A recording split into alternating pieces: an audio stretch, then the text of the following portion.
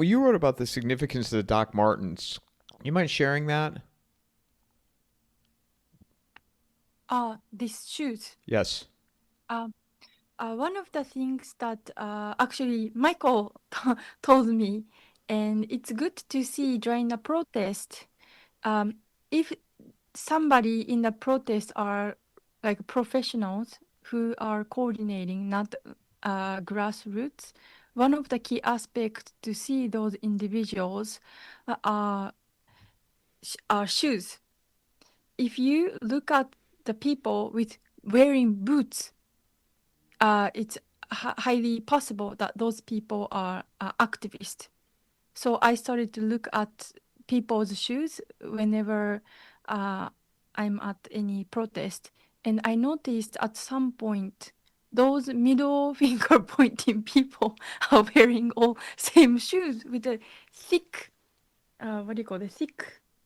Yeah, Doc Martens. Basically, they're Doc Martens, Yeah. and Antifa are known for wearing Doc Martens. But that's something I learned as a young man. Actually, when you're looking for spies following you or whatnot, always watch the shoes. Watching shoes is like 101, right? And so, and there again, that paid off that time. Masako happened to spot a lot of the ones giving the middle finger had the same boots on. They were Doc Martens. But again, Antifa are known for wearing Doc Martens. Not all the time. It's just an indicator. It just kind of should pique your interest. And quite a few of them that day on last Sunday did have the Doc Martens. John, do you notice that at all in some of the protests Um, you've been to? oh yeah, yeah, uh, yeah. I mean, these boots are made for kicking, aren't they? Um, like the, the whole thing is very, very. It's a brand. I know. It's the same everywhere you go. I think around the world. Antifa. Um, they're basically, yeah, a lot of them, as Michael says, are drug addicts. They're complete misfits. They've very limited capacity to think, as far from my experience. They have very limited vocabularies. They kind of know two words, fascist and Nazi, and that's about it. Uh, That's um, about right. Yep. and they're pretty stupid people. They've all been taken abroad into to various places and trained up by George Soros, by the Open Society Foundation, I think, and they come back then and they throw their weight around. They wear masks of their own as well. Were they wearing masks at this in Japan? Good. Not all of Yes. them, but some are wearing masks, some are covering up their faces. Yes, yes. And were they working with the police? Because this is a common thing that I've noticed, that they work hand in glove with the police. You would imagine that the police would be watching them more carefully than anybody else because they're the ones most prone to violence and so on. But no, they cooperate, they collaborate. In my experience. Um, I didn't particularly notice that they're collaborating with police, but um, one of the things that people, the organizer of the rally and the participant of the rally, not the counterpart, the Shiba Antifa part, were complaining was that police try to enforce law to ordinary people, grassroots people, but not the ones who are disturbing the rally. Well, that's That's that's kind of what I mean. And yeah, It's often that's similar in the United States. Like you're at the border, and the border patrol are going after the people with the cameras, not the people invading the United States. yeah. The same thing happened at the demonstration we spoke about in the last thing in Dublin. After at the IPAS centre, where the immigrants were supposedly asylum seekers, of course not. 80%. The prime minister and the justice minister have now conceded that 80% of so-called asylum seekers are actually economic migrants. But still, they push. That was that whole thing that just I've been talking to various people about that. I wanted to ask Masaka a question about Japan in a moment, but just to say this, I've been talking to a lot of people about what happened at that, and clearly the operation was bust in cops, fake cops, very aggressive, very highly trained. Um, they attacked journalists. There were no Irish journalists at this march, covering this march at all. But there was a UK column from GB News, and there was Ezra Levant, who's from Canada, and they were both attacked. Anybody who was trying to cover what was happening was attacked, pepper sprayed, etc.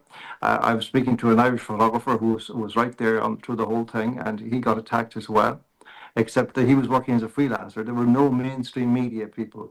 He was covering from, as it were, a sort of resistance viewpoint. There was a fire in a car. A police car was supposedly set on fire, and the evidence is now there's pictures of it. Actually, it was a case of spontaneous combustion.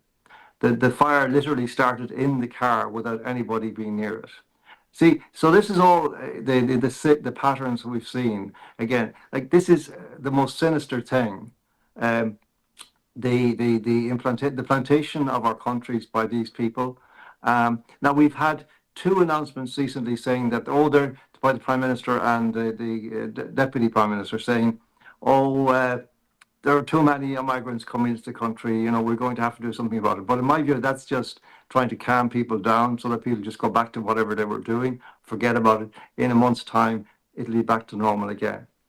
But I wanted to ask you, Masako, about Japan, because I'm not hugely up on the pattern of what's happened there. But, we always associated Japan with having a very, very close hold on its, indigenous cultures and, its integrity as a nation, and that very, very strict controls on immigration. And it seemed to be like a thing that was part of almost, hardwired into Japanese culture. And it's quite shocking now to hear that it has become just the same as every other country. Well, how did this come about? How did you arrive at this situation? I think actually Japan has been not to this extent, but we had many people coming over from long time ago, and but especially back in 2019, when the coordination by UN, United Nations, to do this weaponization of migrants started, meaning that they had a international compact, global compact for migration. That's the official name of the compact that make the weaponization of immigration a big thing.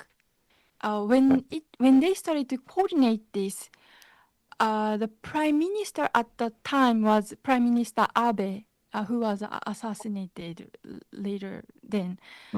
He was prime minister and he joined this compact, and we started to have more and more people from abroad. And what's happening in Japan is that not like US, but we have many people coming over as like a tourist, or they come here for short, they come as a worker or the trainee. Yeah. Or students, I guess. Student. Yes. Yes. And they ended up overstaying, or people who wants to stay try to claim that they are refugee. Yes. And then as long as you apply for asylum, you are allowed to stay. And they apply and they rejected, but they reapply so they can keep staying. So that was the issue we had. Or perhaps they just disappear. I mean, we've had exactly the same patterns. We had, particularly Chinese students coming to Ireland to study English. There was a kind of a whole raft of these that erupted like in the late 90s and early 90s of these really kind of very casual kind of colleges. Like it didn't seem to take a lot to actually start one up and to, bring in lots and lots of different students and get them visas. But then they just seem to stay. And they kind of like the Chinese lie low, like they don't make a big fuss, so they didn't really stand out. But there's a lot of them here. Nobody knows how many of them are here in Ireland now.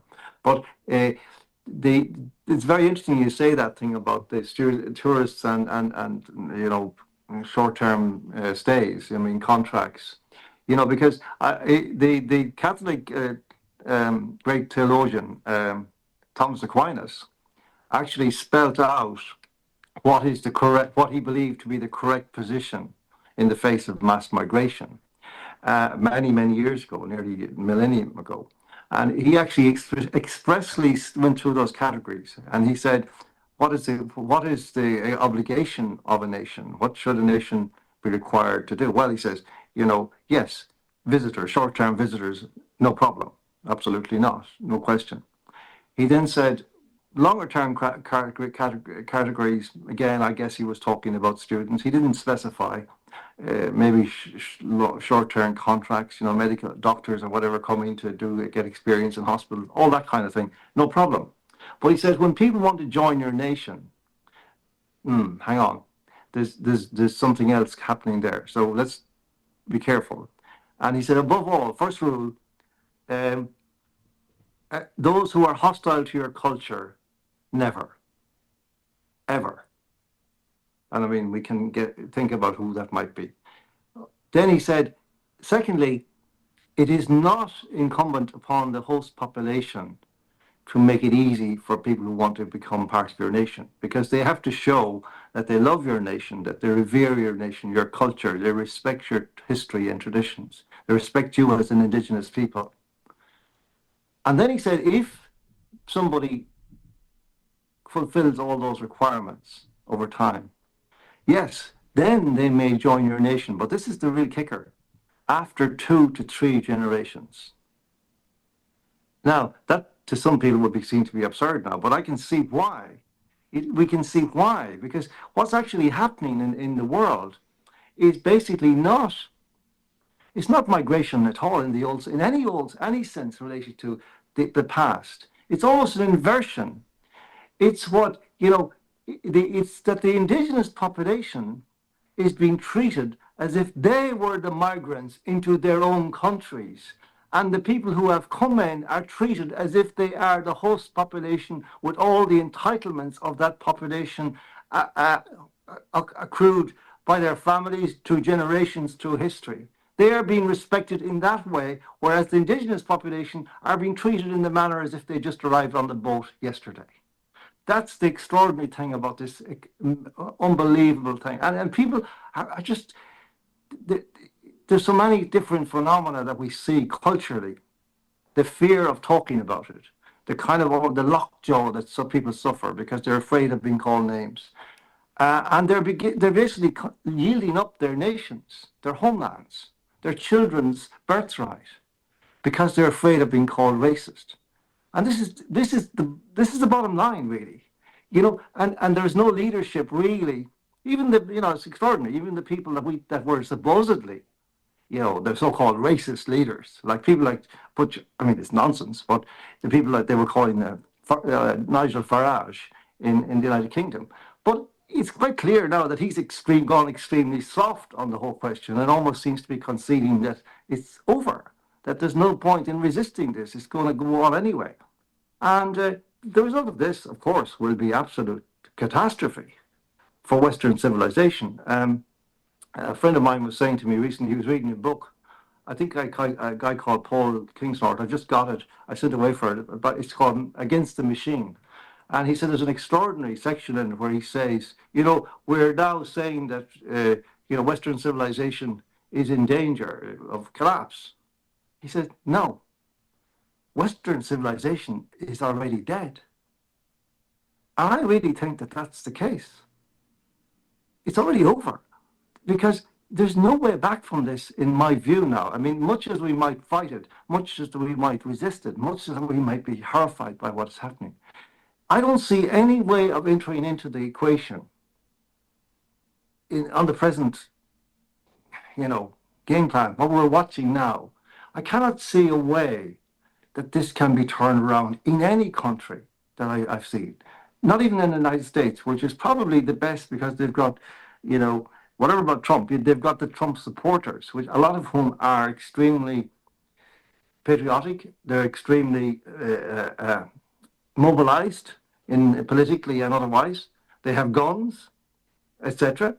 They have a chance, you would imagine. But even there, there's a sense of that it's a losing battle, isn't there?